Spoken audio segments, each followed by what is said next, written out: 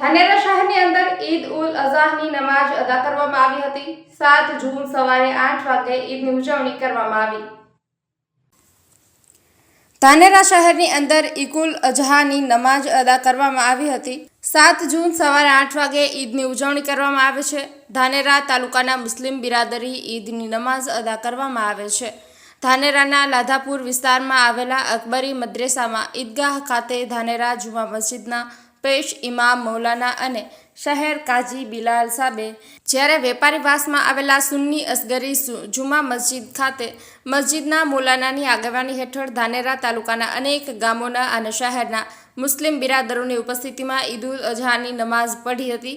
મૌલાનાએ ગરીબો માટે રહેમ કરવાનું અને પોતાની જાતને ઊંચું ના સમજવા અને સાદગીથી રહેવાની અને યુવાનોને બુરાઈથી દૂર રહેવાની તાકીદ કરી હતી અને સમગ્ર દેશમાં તેમજ દુનિયામાં કાયમી અમન, શાંતિ અને ભાઈચારો જળવાઈ રહે તેવી દુઆ કરવામાં આવી હતી।